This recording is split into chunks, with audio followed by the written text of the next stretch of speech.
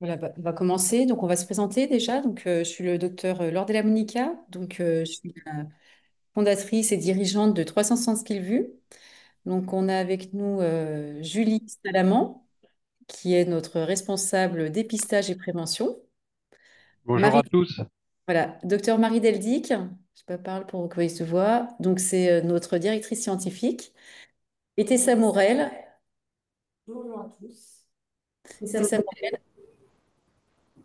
Tessa, tu coupes ton son? Ouais. Qui est chargée du suivi des partenaires et des clients. Voilà.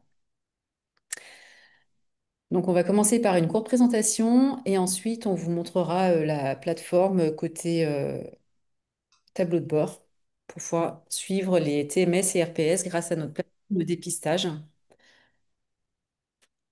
Voilà. Donc, voilà. Donc, comme vous le savez, donc là, vous êtes tous impliqués dans la prévention des TMS et RPS. Donc, vous savez que les TMS et les RPS sont la première cause d'arrêt de longue durée et coûtent des millions aux entreprises. Et donc, agir tôt, c'est éviter les coûts humains et financiers. Donc, je vais laisser la parole à Julie. Il faut donc savoir que sur les TMS notamment, il y a un coût moyen entre 13 000 et 100 000 euros par salarié, en fonction évidemment de la cause du TMS et de la durée de l'arrêt. Donc c'est un coût financier important pour les entreprises. Il n'y a pas que ce coût-là, puisqu'il y a aussi, il n'y a pas que le coût direct, il y a aussi tout ce qui va être remplacement du salarié qui va être absent ou malade. La difficulté à trouver quelqu'un qui va peut-être être en contrat déterminé et renouvelable et former la personne à son poste de travail. Donc ça a des impacts importants pour les entreprises. Donc, quelles sont les limites actuelles à la prévention des TMS et RPS? Donc, comme vous le savez, les entreprises, quand elles veulent agir sur les TMS et les RPS, elles font intervenir en présentiel au sein de leur entreprise des ergonomes et des psychologues. Malheureusement, même si ces actions en présentiel sont inévitables et bien sûr indispensables, elles ne touchent pas tous les salariés et certains sont oubliés de ces dispositifs classiques. Donc, on pense aux salariés quand ils sont en télétravail ou des salariés dans leur rôle d'aidant, mais aussi aux salariés qui sont absents ce jour-là, le jour où l'ergonome intervient. Voilà, donc il ne sera jamais vu par l'ergonome puisqu'il était en congé. Donc, souvent, l'ergonome, il fait un échantillonnage aléatoire pour pouvoir étudier le poste de travail. Il ne s'adresse pas à chaque individu de manière individuelle. Donc voilà pourquoi on a développé 360 Skills Vue, qui est une solution pensée pour tous. On n'oublie personne, on s'adresse à tous les salariés, quelle que soit sa langue, quel que soit son métier, quel que soit son lieu de travail et quels que soient ses horaires de travail. Donc, c'est une plateforme qui permet de faire du dépistage à grande échelle, vous l'aurez compris. Pardon. Pardon? Si vous pouviez, voilà, merci. Donc, c'est une plateforme qui permet de dépister à grande échelle les TMS et les RPS et qui permet de voir et d'entendre chaque salarié en n'oubliant personne. Donc, c'est une plateforme qui est très inclusive et qui ne met personne de côté. Donc, comment ça fonctionne? Donc, Julie va reprendre la parole pour vous expliquer. Alors, en premier lieu, il y a un entretien exploratoire qui est effectué entre moi-même et le chef de projet, qui est en lien avec le projet sur 360 qui vu. On va définir les besoins et comprendre le contexte dans l'entreprise. Donc, un entretien qui balaye un petit peu tout le de l'entreprise. En étape numéro 2, le manager va recevoir un questionnaire qu'il pourra faire remplir ou aider son salarié à remplir, questionnaire court, mais qui va permettre de comprendre et de cerner les personnes que l'ergonome va avoir à analyser. Et ensuite, le manager va pouvoir réaliser une vidéo. On le voit sur la petite photo à côté. Vous voyez un téléphone portable où c'est écrit Open Camera. C'est ce que doit faire le manager, cliquer sur la caméra, filmer son salarié en train de réaliser sa tâche de travail dans la situation qui aura été définie à l'entretien exploratoire et envoyer la vidéo. En étape 3, donc, dès que la vidéo est postée, nos ergonomes reçoivent une notification comme quoi la vidéo a été postée et elle est traitée, regardée et analysée par les ergonomes qui ont en charge le dossier. Les ergonomes vont réaliser un retour personnalisé à chacun des salariés sur leur façon de travailler. Les ergonomes vont aussi flécher la vidéo s'il y a un dépistage positif, donc si de TMS par exemple pour le salarié. Ils vont pouvoir aussi donner des mesures de prévention immédiate. C'est possible à travers notre plateforme. Et une fois que toutes les vidéos sont analysées, il y a une restitution du plan d'action de prévention des TMS pour la direction, l'équipe RH, le HSE, la personne que nous avons en contact sur le projet à ce moment-là. Ce plan d'action, pardon. Pardon. Ce plan d'action-là, du coup, il sert à implémenter le document unique des risques professionnels à travers lesquels vous pouvez rebalayer votre analyse, mais aussi les plans d'action obligatoires, notamment le PACRI Pact, le mot un peu barbare que tout le monde entend, pour travailler sur les conditions de travail des salariés et l'activité de vie au travail. Et puis, bah, flécher forcément la prévention qu'il faut mettre en premier lieu. Voilà. Donc ça, c'était pour la partie TMS. Pour la partie RPS, c'est exactement la même chose, sauf que ça ne sera pas des vidéos, mais ça sera des audios qui seront réalisés par les salariés. Et évidemment, les audios seront analysés par des psychologues et le retour sera fait pardon, par des psychologues. Toujours pareil, restitution d'un plan d'action sur la partie RPS, non risques psychosociaux.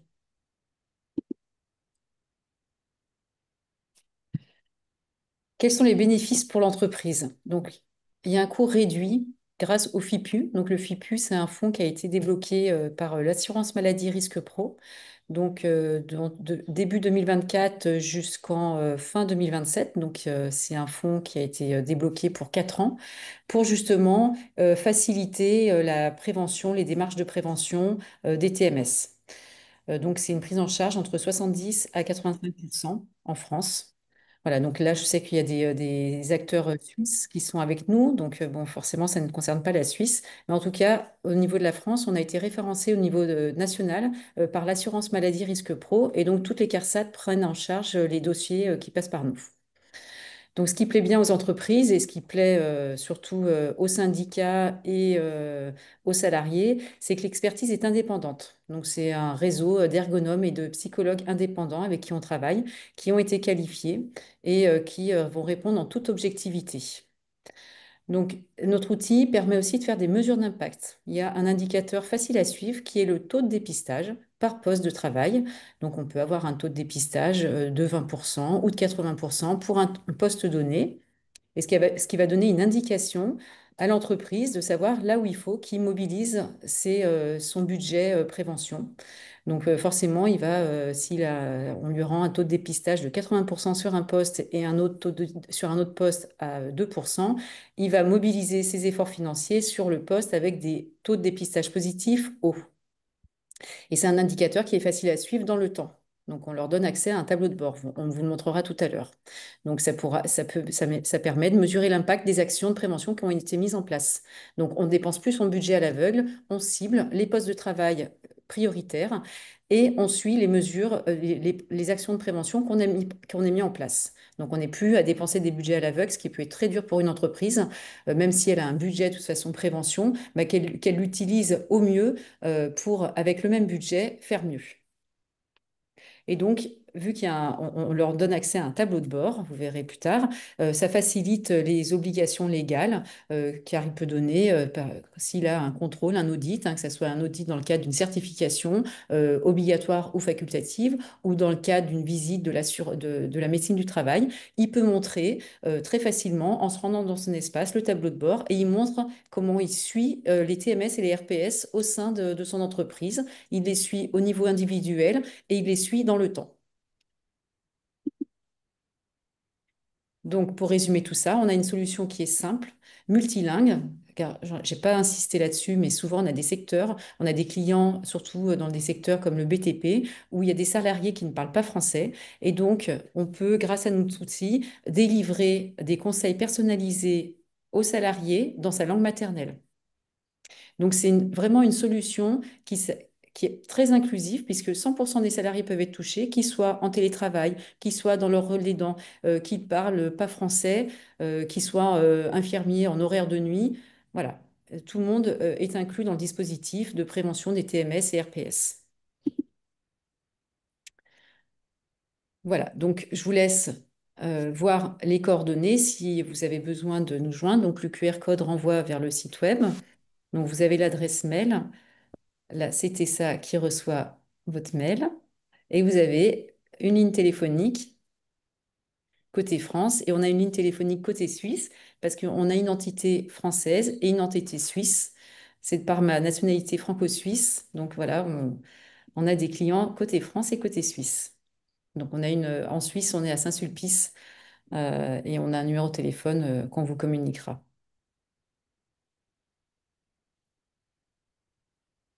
Voilà. Donc côté Suisse, je peux vous donner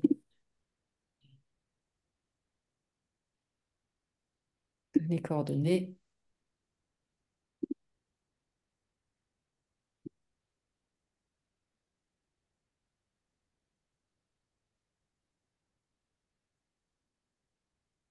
Voilà, le numéro de téléphone en Suisse.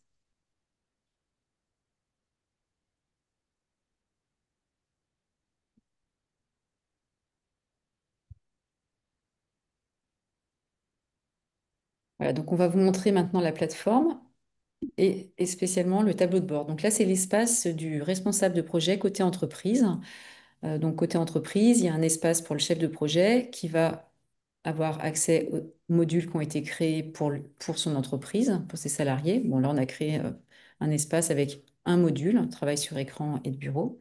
Il va pouvoir créer ses utilisateurs. Alors, les utilisateurs, il va pouvoir créer et des managers et des opérateurs. Donc, le rôle de manager est facultatif, mais c'est très utile pour des opérateurs qui n'ont pas d'email. Alors, c'est souvent le cas hein, de nos salariés.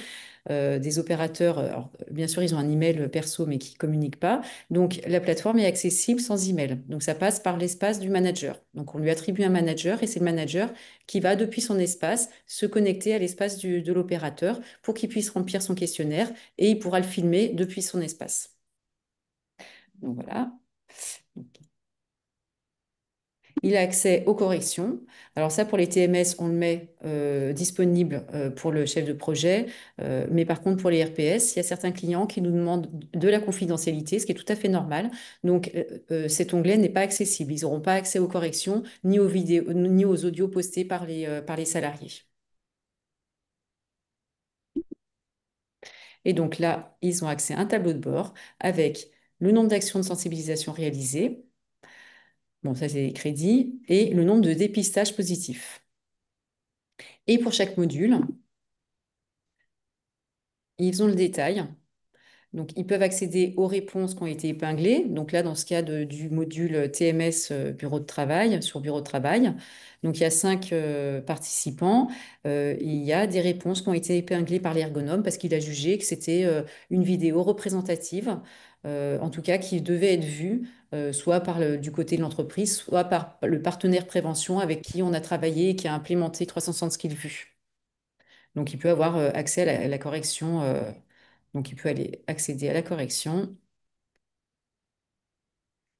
et il va voir la vidéo de correction de l'ergonome, les réponses au questionnaire et la vidéo de l'opérateur qui était ça, qui est apparemment très mal installé, non? Voilà. Ça vous donne au moins vraiment un exemple concret de ce qui est fait. C'est pour ça on a fait ça. Mais au moins, vous voyez tout ce que Alors, on l'a fait en le interne chef de pour projet voir. peut voir. Et donc, pour chaque, voilà, et l'ergonome et le psychologue, pour chaque salarié, va proposer des actions de prévention.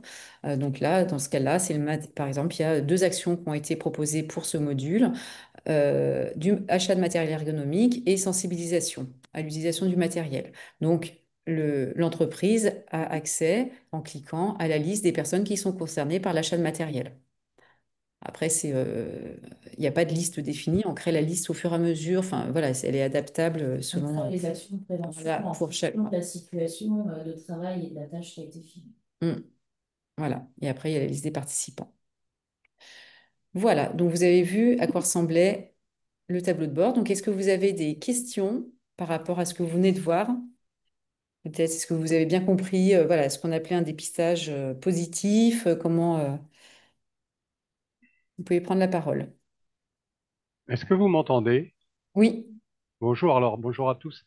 Moi j'avais une question par rapport à ça. Est-ce que par rapport aux actions de prévention prodiguées par l'ergonome, elles sont intégrées dans le document unique de l'entreprise? Vas-y. Vous pouvez totalement les intégrer au document unique. C'est justement à ça que sert aussi notre action sur les TMS, c'est que ça puisse mettre à jour votre document unique. Bien sûr. Hmm. Oui, parce que comme c'est mon cœur. Oui, allez-y. Ah, on a perdu Manuel Marquez. Vous nous entendez? Perdu. On a perdu le monsieur. Est-ce qu'il y a d'autres questions, peut-être? On va bugger. Oui, bonjour, c'est Samuel. J'avais une question concernant les RPS. Donc les TMS, je connais, hein, j'ai déjà pratiqué avec vous, je sais comment ça se passe. Pour les RPS, l'entretien, vous le faites directement avec le salarié, c'est ça? Il faut prendre rendez-vous entre le salarié. Non, non. Alors c'est toujours un format asynchrone, hein, c'est le même format, c'est-à-dire il y a un entretien exploratoire hein, de la même manière que vous pouvez mener, mais ensuite le salarié il a le même accès en fait que pour les TMS, il remplit un questionnaire et il fait un audio plutôt que faire une vidéo. Et donc il s'isole hein, pendant 5 minutes pour faire l'audio. Alors l'audio il n'est pas fait, il a des consignes, hein, donc des consignes audio où le psychologue va lui dire, bah voilà, je sais que vous avez eu une situation de harcèlement au sein de votre unité de travail à telle date. Comment avez-vous vécu cette période? Et donc là, le psychologue, on va faire parler le salarié parce il n'avait pas forcément enfin, identifié qu'il avait un problème. Et là, voilà, le psychologue va être capable de détecter un signal faible, des signaux faibles sur cet audio.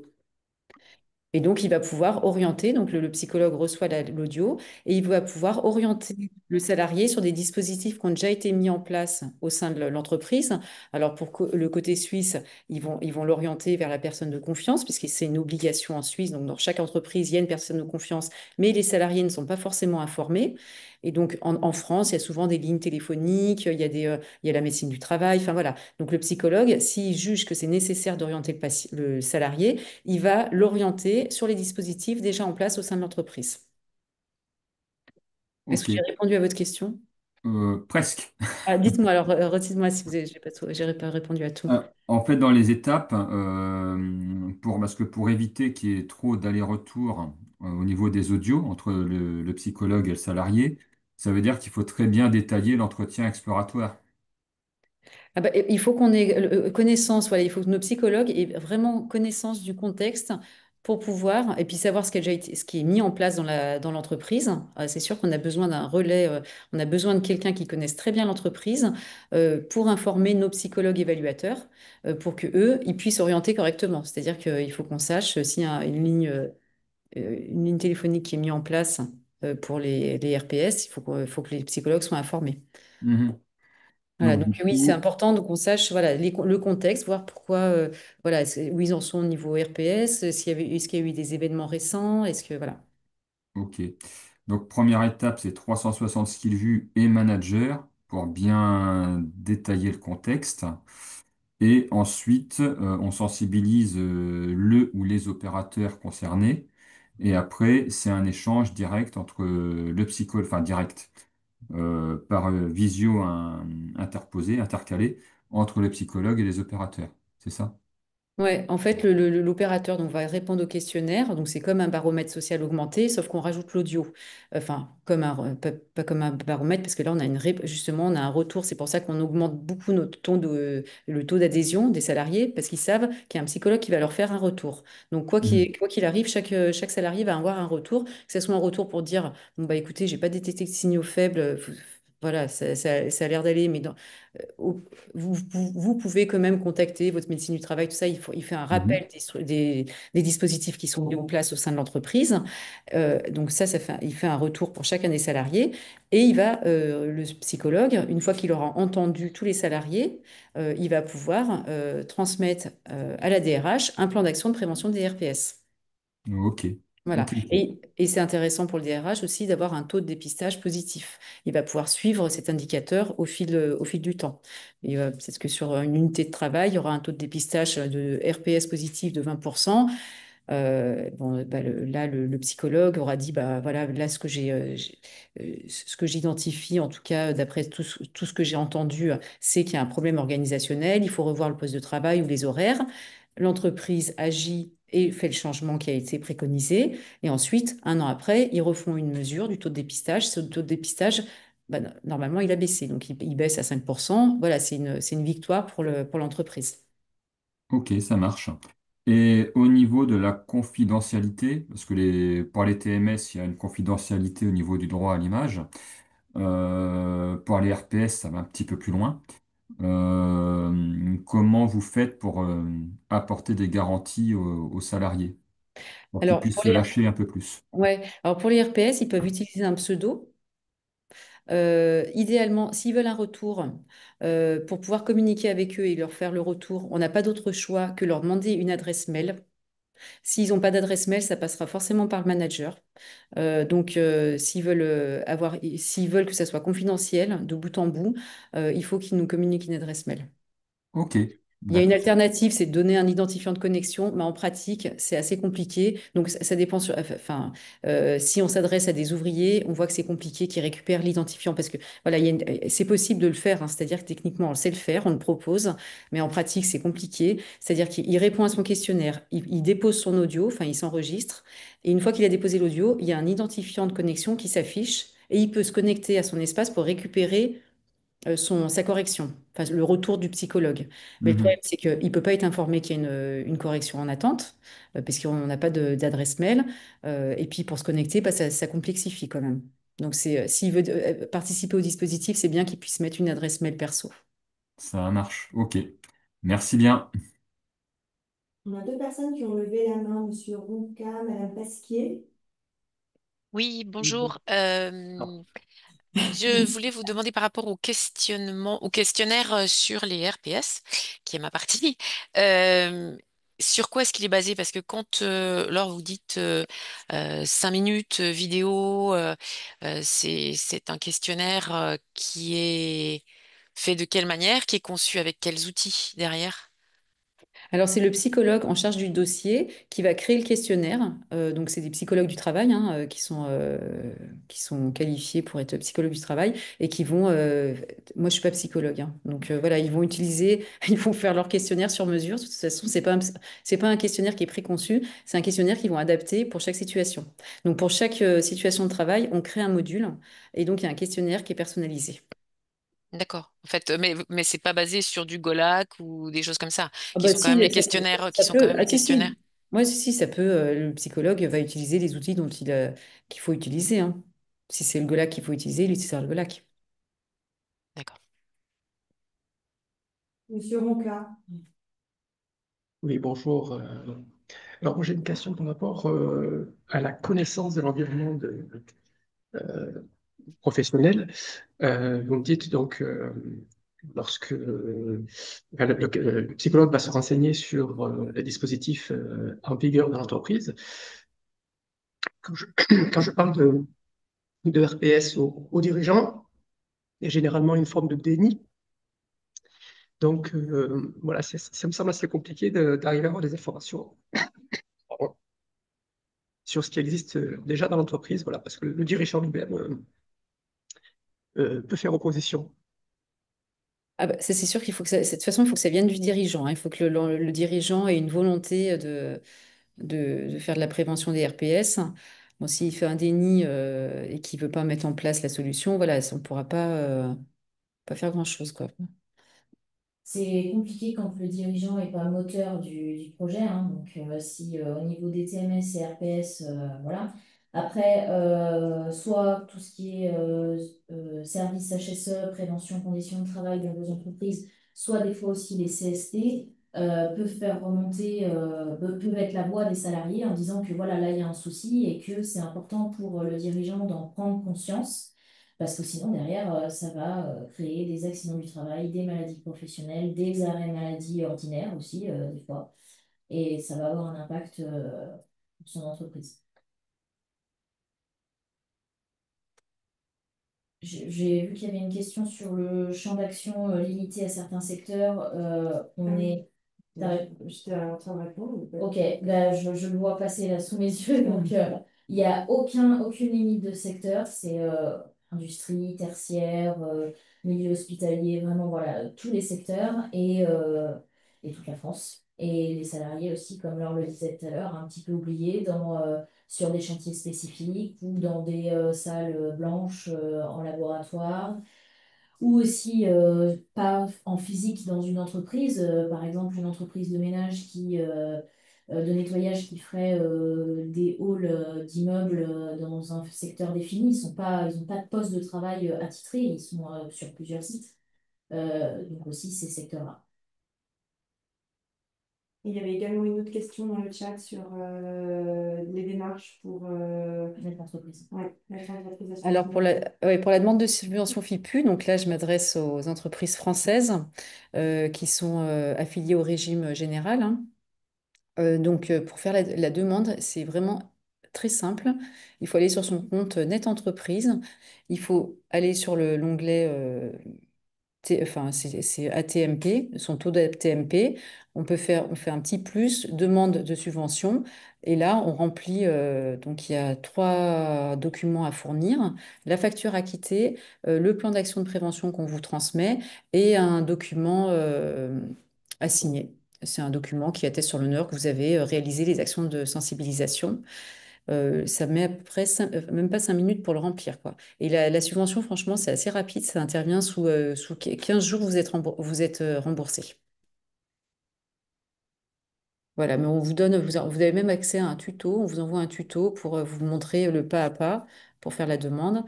Donc, on vous accompagne si besoin. Et une autre question dans le chat de Monsieur Charpentier. Des exemples en RPS précis de plans de prévention, que ce soit en mesures individuelles et collectives au niveau des RPS. Alors, souvent sur les RPS, c'est plus des mesures collectives que individuelles, puisque c'est une situation de travail qui va plus être dégénérer au sens large. Après, ça va dépendre sur quoi ça concerne. C'est là toute l'analyse du psychologue. Ça peut être un problème au niveau du management, ça peut être un problème au niveau des heures ou de la surcharge de travail. Donc, le psychologue il va aller creuser sur ça pour savoir s'il faut qu'il travaille avec l'entreprise sur un plan d'action, sur une réorganisation au niveau management, proposer des formations ou une réorganisation au niveau des horaires ou des charges de travail, améliorer les fiches de poste. Peut-être, des fois, on fait le lien aussi avec les TMS dessus en disant, bah, là, les salariés, ils sont mal au niveau RPS, mais ils n'ont pas aussi le matériel adapté pour travailler correctement. Et les RPS et TMS sont liés. Donc, c'est plus du collectif en RPS que de l'individuel. Alors qu'au TMS, on peut faire de l'individuel et du collectif aussi d'ailleurs, puisque c'est plus intéressant pour l'entreprise de mettre en place du collectif que de l'individuel, évidemment.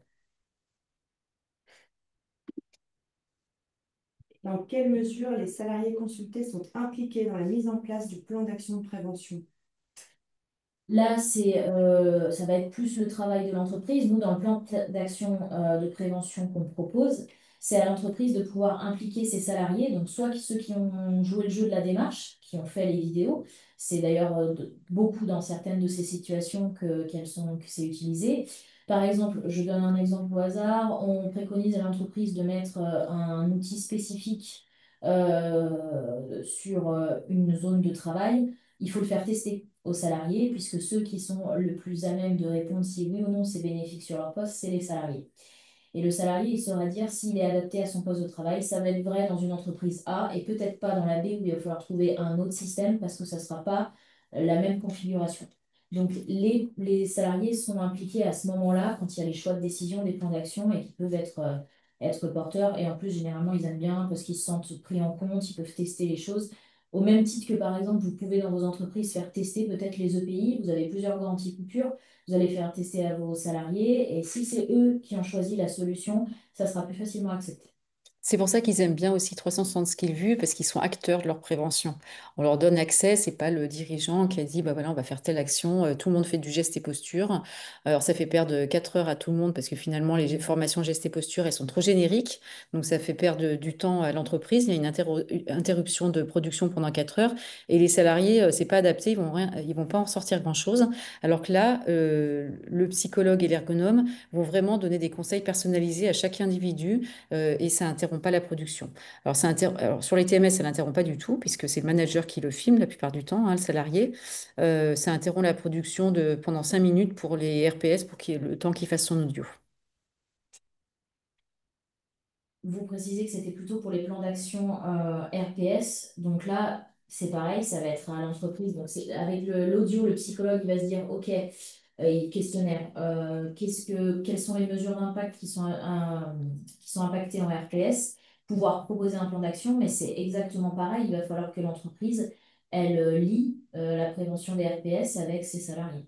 Donc ça va être toujours une implication des salariés. Et comme on disait tout à l'heure, il faut que le dirigeant, le directeur de l'entreprise soit porteur de ce projet. Après, il y a Marie Piquet qui a Ouais, posé une main question. levée. Oui, Marie Piquet, vous avez une oui, question? bonjour. Oui, par rapport aux opérateurs qui n'ont pas de mail, dans une entreprise où il y a de la logistique et le chef d'équipe a 15 personnes dans son équipe, ça veut dire que s'il doit filmer chaque salarié, il doit prendre le temps de filmer des situations de travail sur les 15 personnes, pour les TMS, par exemple. Bah, si vous voulez, si les 15 personnes, voilà, vous souhaitez les évaluer et qu'ils aient des recommandations d'un ergonome, il faudra faire effectivement les vidéos pour chacun. D'accord, donc c'est quand même assez chronophage pour des opérateurs en logistique quand même. Enfin, Alors les opérateurs, eux, ça va pas leur prendre de oui, temps. eux, ça change Ouais. rien. C'est sur le manager, lui, du coup, c'est C'est le un gros manager investissement qui de va temps. filmer, ouais. Mm. Ok, Alors après, on peut mettre en place, mais bon, franchement, quand le salarié il est mobile, il vaut mieux que ce soit le manager qui filme, hein. oui, mais surtout s'il y a besoin de son Voilà. téléphone, en fait, puisqu'il y a besoin de Ah bah s'ils n'ont pas d'email, il y a besoin de son d'informations. téléphone, ouais, bien sûr, ouais. Ok, Ouais.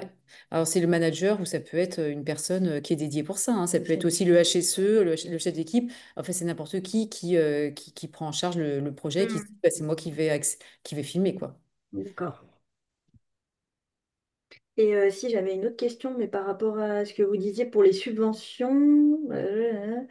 Ah oui, qu'est-ce qui fait la différence de prise en charge au niveau des subventions par rapport aux entreprises? C'est quoi qui fait la différence? C'est 70 à 85%, vous disiez? Alors, c'est s'il y a eu des accords de branche. Il y a certaines branches qui ont signé des accords avec l'assurance maladie risque D'accord. pro. Et donc, ils ont un budget qui est plus important, c'est 50 000 euros et 85% de prise en charge. Alors que les D'accord. par défaut, c'est 70% et 25 000 euros. D'accord. Ok. Donc, il y a toute une liste, hein, que je ne connais pas par cœur, hein, parce qu'il y a, voilà, il y a le social, médico-social, il y a les chaussures, enfin, voilà. Il y a les eaux. Et voilà. Mais il y a toute une liste qui se retrouve sur Net Entreprise. Vous pouvez aller voir, hein, depuis l'espace Net Entreprise de l'entreprise. Il y a la liste, puisque quand on fait la demande de subvention, on choisit la branche d'activité. Merci. Voilà. Et juste pour rebondir sur ce que disait Marie avant de laisser la parole aux autres, petite question, est-ce qu'il n'y a pas la possibilité, par exemple, si ce n'est pas un manager qui filme par exemple l'employé, qu'ils le fassent eux-mêmes, par exemple entre collègues, puisqu'ils vont être sur le terrain, ça pourrait justement les laisser davantage en autonomie et libérer de la charge, je dirais plutôt de travail de la part du manager dans le cas d'une équipe de 15, 20, peut-être même 30 personnes parfois. Oui, oui, tout à fait, parce que de toute façon, ils peuvent très bien accéder à l'espace du manager. Bon, ça, parce que comme ils n'ont pas d'email, ça passe par l'espace du manager. Mais il suffit que le manager leur donne l'identifiant de connexion et le mot de passe, et ils peuvent accéder à cet espace pour aller filmer le collègue. Ou Ou même aussi, ou aussi, ils peuvent faire la vidéo et la téléverser plus tard, la transmettre. Voilà. Ça, c'est Ok, possible aussi. Après, chacun s'organise après sur les bureaux en télétravail. Ce qu'ils font, c'est qu'ils posent le téléphone et puis ils se filment en ayant posé le téléphone sur un support. super. C'est possible aussi. Mm. Merci. On a quelques questions dans le chat, notamment sur les plans d'action de prévention, notamment les formations, les types d'intervenants qui peuvent être préconisés dans les plans d'action, et une question si les personnes ont des difficultés de lecture. Je réponds pour les formations. Alors, formation, ça peut être tout. Ça peut être formation PRAP, si vraiment c'est nécessaire, qu'il faut repartir de la base de la prévention des risques liés aux activités physiques. Mais c'est aussi peut-être plus des formations, des fois, spécifiques à l'utilisation du matériel. On a pu constater dans certaines entreprises où il y avait le matériel, mais comme les salariés n'étaient pas formés, ils ne l'utilisaient pas par manque de formation. Donc, dans du matériel spécifique, quand vous achetez du matériel spécifique qui a déjà un coût important, le fournisseur vous propose des formations qui vont avec. Et puis, bah, voilà, on sait que la vie d'une entreprise, il y a des gens qui démissionnent, qui changent de travail. Des nouvelles personnes arrivent et ils ne sont pas forcément formés à ces techniques. Euh, les types d'intervenants parfois préconisés dans les plans d'action de prévention. Alors, nous, on ne va pas intervenir spécifiquement. Ça peut nous arriver de faire des modules spécifiques de formation pour une entreprise, par exemple, d'accueil sécurité. Ça peut être des plans d'action qui ont été définis chez un client, par exemple. C'est pour ça que je pense à ça. Après, un intervenant spécifique dans les plans d'action, ça va être plutôt du matériel ou, euh, ou de l'organisationnel. Et les entreprises peuvent faire appel aux prestataires référencés. Tout à fait, en fonction de ce qu'on a identifié dans le plan d'action. Il y a sur notre site internet plusieurs, On a une carte interactive, voilà. voilà, une carte interactive de plusieurs prestataires Et référencés. qui ont tous été qualifiés par le docteur Marie Deldic. Voilà. C'est assuré de leur de ce qui nous correspondait nous et qu'on peut faire dans nos plans d'action. Voilà. Évidemment, chaque entreprise ne va pas avoir les mêmes choses qui vont lui être préconisées. Enfin, ça va dépendre des situations de travail.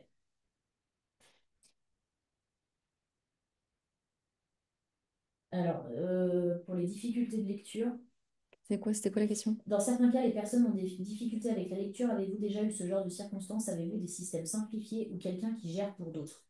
De lecture des questionnaires, par exemple, des questions? Oui, Ah ben je les pense que ça questions, collerait ce ouais. que vous dites.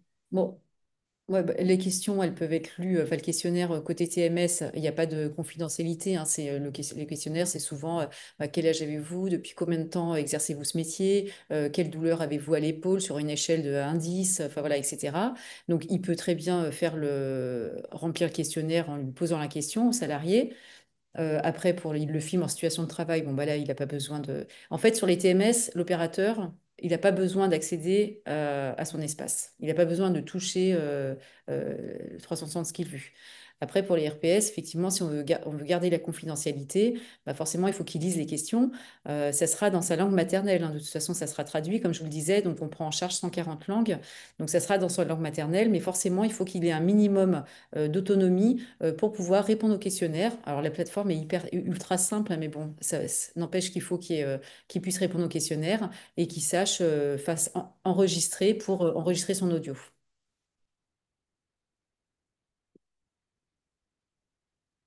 Voilà.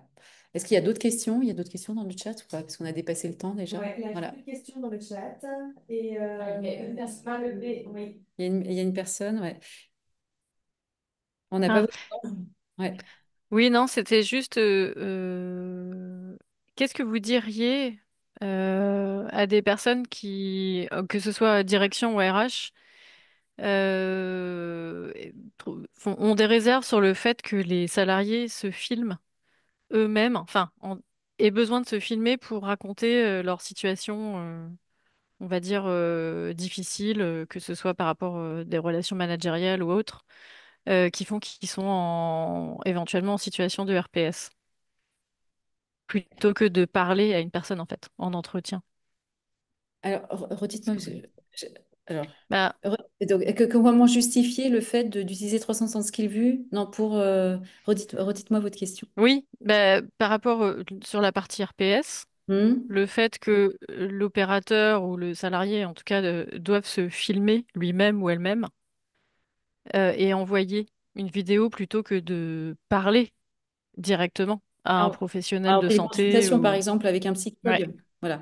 par exemple, Eh ouais. ben, alors, le format asynchrone, qui, je trouve, est intéressant et qui libère plus facilement la parole, c'est les retours qu'on a. C'est-à-dire que un salarié qui va parler il ne sait pas qui d'ailleurs, à un psychologue, mais sans l'avoir en face, va libérer plus facilement sa parole que s'il a quelqu'un en face de lui. C'est les retours qu'on a. Donc, ça libère plus facilement la parole. Et ensuite, il a un retour sous les 48 heures du psychologue qui va l'orienter si besoin, qui va lui dire, bon, bah là, je pense que ça serait bien, c'est d'aller voir votre médecin du travail ou, voilà. Euh, ou au contraire, lui dire, bon, bah, j'ai bien entendu votre témoignage, je vous en remercie. Et ce qui est important de voir, c'est que derrière, voilà, le psychologue va pouvoir faire une synthèse de ce qu'il a entendu et de pouvoir vous transmettre, vous, des audios représentatifs de façon anonyme, hein, parce qu'ils se seront mis sur la plateforme, ils se seront enregistrés avec un pseudonyme et la voix est brouillée. Donc, Mhm. des audios D'accord. représentatifs de ce qui se dit sur le terrain. C'est hyper intéressant pour des directions qui sont éloignées du terrain. Et puis d'ailleurs, les salariés le reprochent souvent en disant, bah oui, les directions, ils sont dans leur tour, ils savent pas ce qui se passe. Bah voilà, là, on permet, en fait, on est un peu comme la machine, l'oreille de la machine à café. Voilà.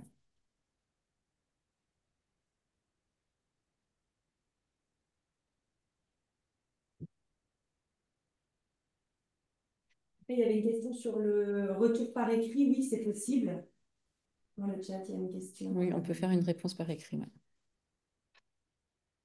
On peut faire une réponse sous format vidéo ou par écrit. Absolument. La vidéo elle est plus appréciée quand même, hein. C'est rare quand on nous demande de faire une réponse par écrit. Voilà. Si vous avez d'autres questions, Marie, d'autres questions? Non, il n'y a a priori plus de questions. Beaucoup de remerciements pour le webinaire. N'hésitez pas à nous contacter si vous avez des questions, Ouais, je peux vous d'autres. mettre les coordonnées sur le côté France et je repasserai le côté Suisse.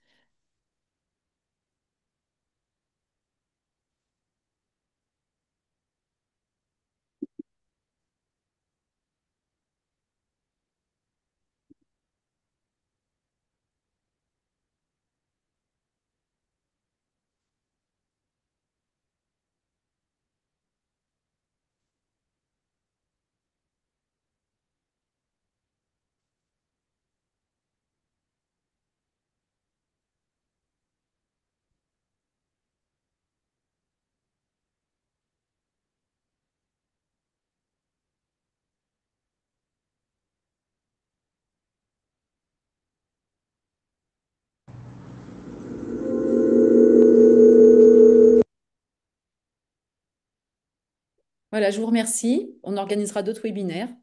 Donc, on vous retrouve bientôt et bah, passez une bonne fin de journée. Merci, au revoir. Au Au revoir. revoir. Au revoir. Merci. Il y en a un qui arrive.